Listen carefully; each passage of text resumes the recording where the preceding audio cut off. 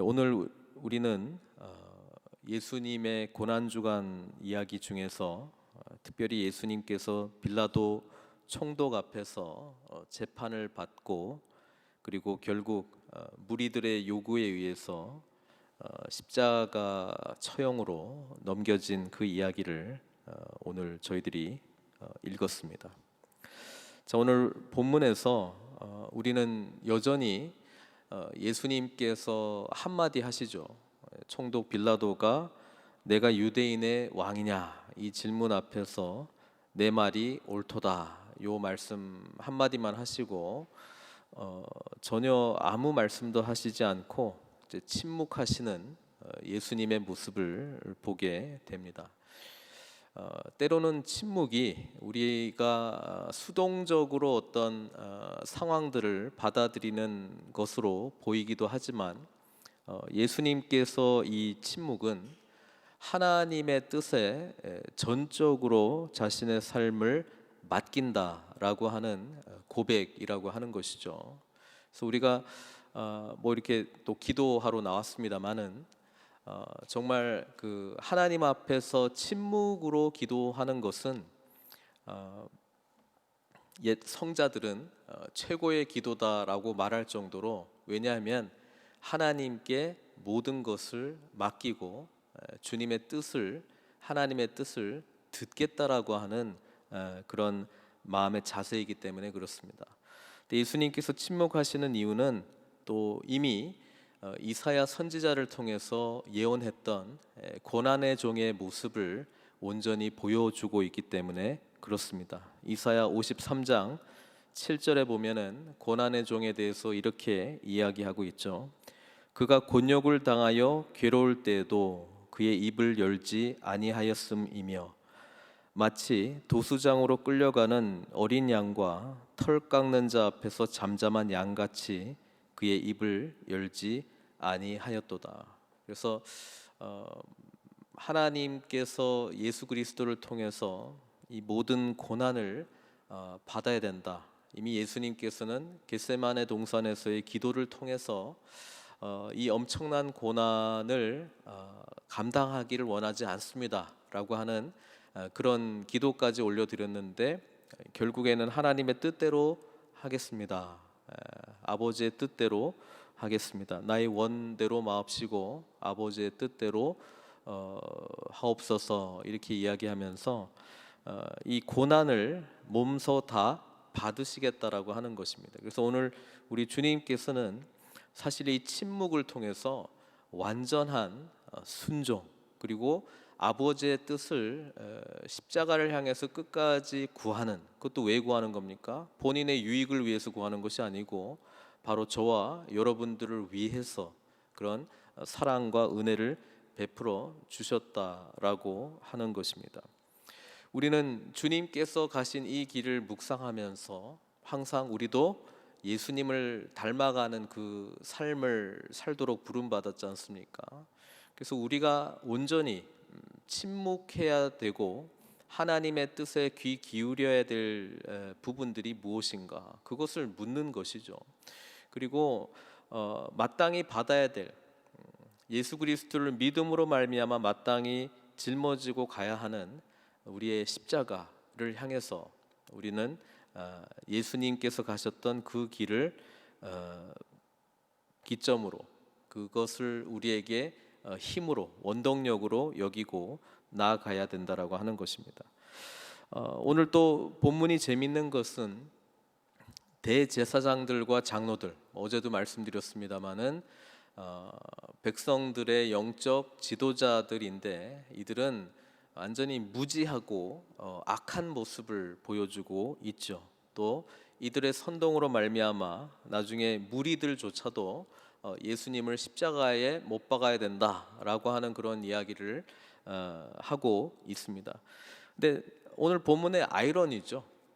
아이러니가 뭐냐면 이방인인 빌라도 총독이 예수님께 대해서 아무 죄가 없다라고 하는 것을 그렇게 이제 바라보고 있다라고 하는 것입니다. 그래서 빌라도 총독하고 빌라도의 그 이름 없는 그 아내, 19절에 보면은 그의 아내가 사람을 보내어 이르되 저 오른 사람에게 아무 상관도 하지 마옵소서. 이 이야기가 이제 기록되어 있는 게 어떤 거냐면 이방인인 이 로마의 총독, 이 사람이 예수님을 향해서 죄가 없다라고 지금 그렇게 생각하고 있고, 그 사람의 부인조차도 이 옳은 사람이라고 이야기하고 있는데, 정작 하나님의 백성들, 이 무리들은 예수님에 대해서 십자가에 못 박아 죽여야 된다.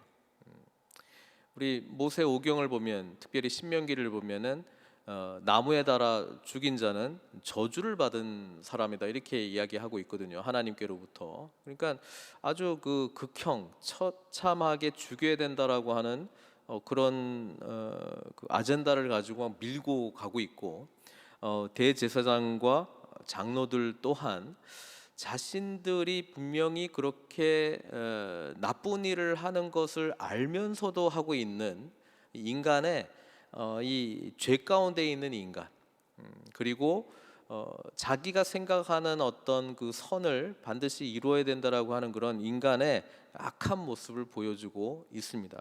그래서 오늘 본문 전체의 주제는 뭐냐면, 빌라도가 했던 질문들이 다 중요한 내용들이기 때문에 빌라도의 질문을 가지고 우리가 오늘 본문을 좀 묵상하면 좋을 것 같아요. 예수님한테 제일 먼저 묻는 게 뭐냐면 11절에 내가 유대인의 왕이냐, 이걸 물어보잖아요. 근데 이 질문을 한 이유는 뭐겠습니까?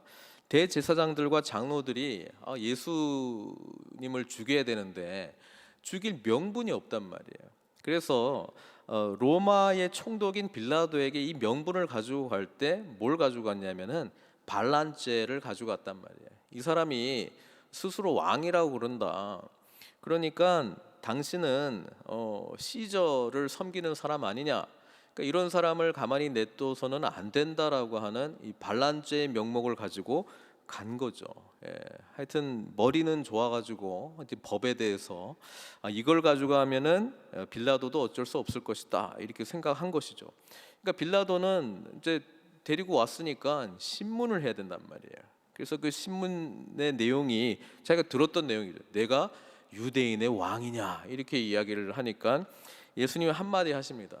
내 말이 옳도다.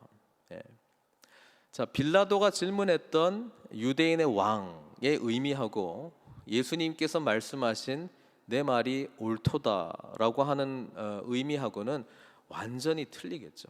완전히 틀리겠죠. 그래서 더 이상 말씀을 하시지 않습니다만은, 우리는 이 질문 속에서 예수님이 누구신가, 예수님은 우리에게 왕이신데 도대체 어떤 왕이신가라고 하는 그 질문에 대해서 우리는 이 고난주간 가운데 깊이 생각하고 그 왕 되신 주님을 섬겨야 된다라고 하는 것입니다. 지난 주일 오병이어에 대해서 우리가 한번 말씀을 통해서 봤습니다마는, 요한복음에서는 그 수많은 무리들이 예수님을 왕으로 섬기려고 했단 말이죠. 근데 요한복음에 보면은 억지로 임금 삼으려고 했기 때문에 예수님이 그들을 피했습니다. 그들이 원한 왕과 예수님이 그들에게 나타나기를 원하시는, 보여주시기를 원하시는, 또 임하시기를 원하시는 왕하고는 완전히 다른 왕이었다라고 하는 것입니다. 세상의 왕들, 지금도 권력에 있는 사람들은 죄 가운데 있는 사람들을 다스리려면은 힘하고 권력이거든요. 힘하고 권력으로 다스리는 것입니다. 그렇죠? 근데 예수님께서 가져오신 이 다스림이라고 하는 개념은 섬김입니다. 그것도 죽기까지 우리를 위해서 생명을 내어 놓으신 대속적 사랑의 섬김을 통해서 왕이 되시는 거거든요. 그래서 이 왕이 된다라고 하는 거는 아담과 하와 때부터 우리가 범죄했던 그 죄의 뿌리라고 하는 것입니다. 하나님을 왕의 자리에서 몰아내고 우리가 그 왕 자리를 꿰찬 거, 그게 이제 죄거든요. 근데 요즘은 종교와 상관없이 모든 사람들이 거의 자기가 왕이 된다라고 하는 것이 너무나도 당연하게 여기고, 지금도 우리 자녀들도 학교 가고 있습니다만은 그것을 엄청나게 중요하게 생각하는 시대에 우리가 살고 있기 때문에 예수님을 왕으로 모시고 살아간다라고 하는 이 개념이 우리들도 똑같은 질문을 늘 해야 되는 거예요. 예수님이 유대인의 왕이냐? 도대체 그게 무슨 말이냐? 유대 사람 왕 우리하고 아무 상관없는 거 아니냐? 지금은 민주주의 사회고 개인의 자유와 인권, 내 생각, 내 권리 이게 중요하게 여기는 사회에서 누가 내 삶의 왕이 된다라는 의미인가? 그리고 설령 왕이 된다고 하더라도 우리는 우리의 삶을 전적으로 맡긴다라고 하는 개념이 그렇게 익숙하지가 않아요. 그렇잖아요. 뭐든지 내 중심으로, 나 중심적으로 판단하고 계획하고 생각하고 그렇게 교육을 쭉 받아왔기 때문에 어떤 권위에 순복한다? 이거는 일단 정서상 맞지 않아요. 그리고 이거는 죄 가운데 있는 사람에게 맞지 않아요. 그래서 오늘 우리 주님은요, 그 무리들, 저는 이 무리들 한 며칠 전만 해도 종려나무 가지를 흔들었던 그 무리들이거든요. 그 더 한 몇 주 전만 해도 예수님이면 우리는 살 수 있다 이렇게 왕으로 모시려고 했던 사람들이거든요. 그 무리들 예수님께 치유받았던 사람들이거든요. 수많은 무리들 예수님께서 심지어 여러 기적들과 이적들을 보여주셨을 때 그 현장에 있었던 사람들이거든요. 그런데 이들은요 예수님을 죽이라고 합니다. 근데 그 뿌리가 뭐냐? 자기들이 원하는 왕이 아니었다 이 말입니다. 쉽게 이야기하면 우리가 기대했던 왕 아닌데 십자가에 못 박아라. 이게 죄 가운데 있는 인간의 본성이라고 하는 것입니다. 자기가 왕자리에서 내려올 수가 없어요. 죽지 않고서는 내려올 수가 없는 것이 우리 타락한 인간의 본성이라고 하는 것이고 그것을 예수님께서 보여주고 있는 것이고 빌라도가 질문했던 거는 아주 그냥 표면적인 너 유대인들의 왕이냐? 그래서 네가 밀란을 일으켜서 로마에 대항하려고 하느냐? 뭐 이런 수준에서 그냥 질문한 거겠죠. 근데 예수님께서 내 말이 옳도다. 유대인의 왕으로 온 건 맞는데 그 왕이 아니다. 뭐 더 이상 설명하시지는 않고 다만 오늘 이 본문을 읽는 저와 여러분들이 우리는 예수님을 어떤 왕으로 모시고 생각하고 또 그렇게 살아가고 있느냐 그 질문을 이제 던지고 있죠. 빌라도가 이 질문을 했고요. 그 다음에 이제 무리들을 향해서 질문을 했습니다. 딱 보니까 이 대제사장들의 어떤 그 원하는 것, 예수님을 없애려고 하는데 자기를 통해서 이제 없애려고 하는 게 딱 보니까 보이잖아요. 명분도 있단 말이에요. 그래서 들어주고 싶지 않은 거예요. 빌라도가 뭐 똑똑한 사람이죠. 18절에 보면은 이는 그가 그들의 시기로 예수를 넘겨줄 줄 알미더라. 이 대제사장들과 아주 정치적인 이 그 긴장 관계 속에서 유대 지역을 이제 통치를 해야 되는데 이들이 오긴 왔지만 하여튼 좀 이용당하는 느낌이 들고요, 그렇죠? 그리고 이유를 딱 간파했어요.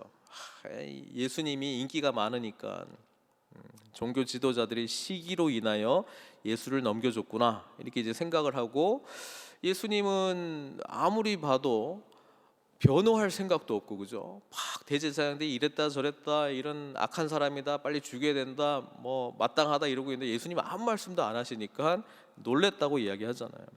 그래서 죄수를 한 사람 놓아주는 그런 전례가 있었다. 이 명절이라고 하는 거는 6월절이잖아요. 그때에 바라바라 하는 유명한 죄수가 있는데 이 바라바에 대한 설명을 우리 마가복음 본문을 보면은 15장 7절에 밀란을 꾸미고 그 밀란 중에 살인하고 체포된 자 중에 바라바라 하는 자가 있는지라. 그러니까 이 사람이야말로 지금 밀란을 일으키고 그 다음에 또 이 일로 인해서 로마에게 좀 위협이 되는 그런 인물이었거든요.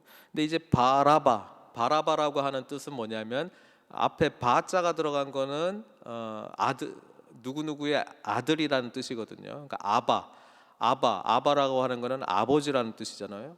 그래서 아버지의 아들이라는 뜻이 그 바라바의 뜻입니다. 근데 재밌는 게 뭐냐면은 그 빌라도가 무리에게 물어보잖아요. 그 질문이 17절에도 나오고 21절에도 나오는데, 너희는 내가 누구를 너희에게 놓아주기를 원하느냐, 바라바냐, 그리스도라 하는 예수냐. 근데 우리 성경이 여러 사본들로 이렇게 돼 있는데요, 어떤 사본에는 이 바라바의 이름이 나와 있습니다. 그 바라바의 이름이 예수로 또 나와 있어요. 예수라고 하는 이름이 또 흔한 이름이었기 때문에, 그러니까 이렇게 되는 거죠. 예수 바라바냐, 예수 그리스도냐, 이렇게 되는 거예요.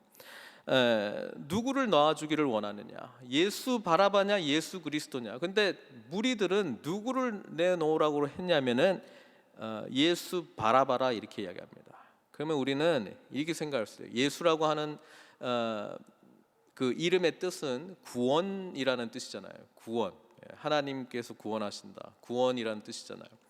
그러니까 이 구원이 바라바 같은 구원을 원한다는 거예요. 폭력으로, 힘으로, 예전 다윗과 솔로몬처럼 다윗이 전쟁할 때마다 늘 승리했는데, 우리 더 이상 로마의 압제를 받으면서 이렇게 좀 이렇게 속국으로 지배당하는 사람으로 살고 싶지 않다. 옛날 모세처럼 그냥 애굽을 무너뜨리고, 그렇죠? 그 해방자인 그런 왕을 원한다라고 하는 것입니다. 그렇죠? 그런 구원자를 원한다라고 하는 것입니다. 결국 이 무리들은 예수 그리스도, 지금까지 예수님께서 보여주셨던 그 왕의 진정한 의미를 완전히 거부하고, 우리는 그런 왕 싫어요.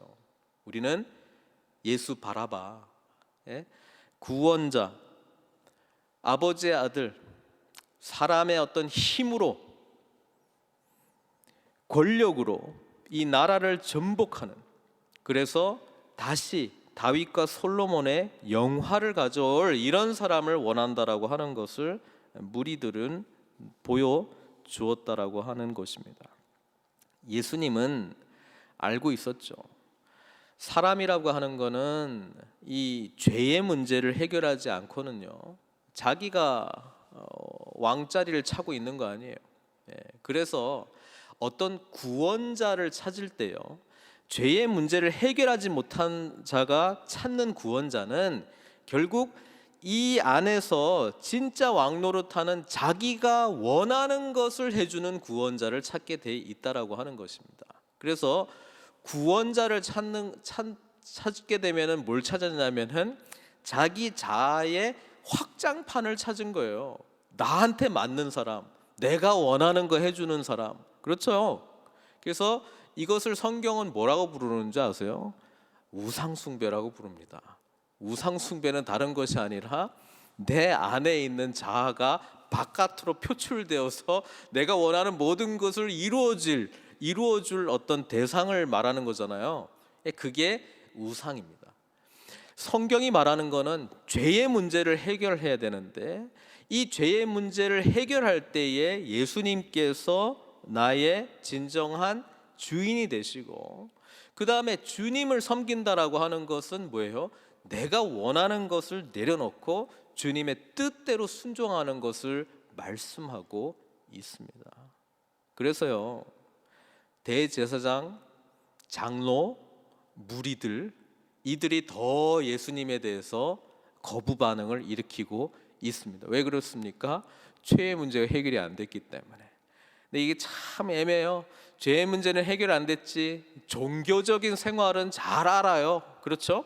그러면 그들이 섬기는 하나님은 자신들의 욕망이 표출되어서 그것을 이루는 하나님을 찾게 되어 있다라고 하는 것이고요. 결정적인 순간에 예수님께서 참된 왕의 모습을 보여주셨을 때, 십자가를 향해서 가야 된다라고 했을 때, 그게 복음이잖아요. 그리고 그 이후에 부활이 있다, 죽어야 된다, 그런 이야기를 할 때 다 거부하는 것입니다. 다 배척하는 것입니다. 모든 사람이 다 배척하는 것이라는 것이죠. 오늘 본문에서도 처음에는 무리라는 단어를 쓰다가요, 나중에는 누가 예수님을 다 거부했느냐? 백성들이 거부했다. 원어로 보면은 라오스, 백성들이 거부했다, 그렇게 대놓고 이야기해요. 이스라엘 모든 사람들이 예수님을 거부했다. 그게 바로 죄의 뿌리이자 핵심이라고 하는 것입니다. 그래서 우리는 고난주간에 주님께서 가신 그 길이 바로 저와 여러분들을 위해서 가신 길이라고 하는 것을 제대로 인식하고요, 내가 이 죄에 대해서 완전히 죽은 자인지 그리스도와 함께, 그리고 내가 소망하는 것은 이제 옛 자인 내가, 살아있는 자인 내가 원하는 것을 이루는 구원자를 찾는 자인지, 아니면 나는 그리스도와 함께 죽고 부활하신 주님과 함께 새 생명, 새 시대, 새로운 피조물로서 하나님께서 요구하시는 것을 이루기 위하여 살아가는 자인지, 그것을 제대로 묵상하는 것이 이번 고난주간에 주님께서 저와 여러분들에게 초청하고 있는 핵심적인 내용이라고 하는 사실입니다. 사랑하는 성도 여러분, 우리의 삶은 우리의 원하는 바가 성취되어서 기쁨을 누리는 것이 진짜 행복이 아니고요, 옛 자아는 죽고 주님 안에서 새로운 피조물이 되어서 주님께서 가져오시는 그 나라에 대한 꿈을 꾸고 하나님의 왕되심의 그 의미를 진짜 알고 그분의 뜻 가운데 나아가는 것이 저와 여러분들에게 가장 복되고 행복한 삶인 줄 믿습니다. 이 복음이 액면 그대로 들어갈 때에 죄의 문제를 해결받지 못한 자는 거부하게 되어 있어요. 그게 복음에 대한 온당한 반응이에요. 이거는 영접하든지 배척하든지 이거밖에 없거든요. 내 자아가 살아있는 자는 복음이 싫어요. 왜냐하면 왜 내가 내 삶의 주인인 내가 그것을 내려놔야 돼? 왜 내가 죽어야 돼? 왜 내가 주님의 뜻대로 살아야 돼? 일단 주님께서 내가 원하는 걸 해줘야 되는 거 아니에요? 근데 우리 주님은 아시잖아요. 우리의 원하는 바 그것이 죄 가운데 있는, 여전히 죄 가운데 있는 우리의 모습이라면 그걸 얻어도요, 받아도요, 우리는 행복할 것 같지만 그것이 우리에게 행복이 아니라 불행일 수 있기 때문에 그렇습니다. 사랑하는 성도 여러분, 주님께서 왜 이 길 가셨어요? 죄의 문제 해결해 주시기 위해서고요. 죄의 문제가 뭐예요? 삶의 주도권이 누구에게 있느냐, 그거예요. 그러면 우리를 구원해 주신, 이 죄로부터 구원해 주신 분이 주님이시라면, 그것을 진정으로 알았다면 우리는 하나님께서 예수 그리스도를 통해서 우리에게 행하신 이 놀라운 일에 대해서 믿음으로 은혜 받은 자로 반응할 수밖에 없습니다. 사랑하는 성도 여러분, 저와 여러분들은 이 은혜를 입은 자들 아닙니까?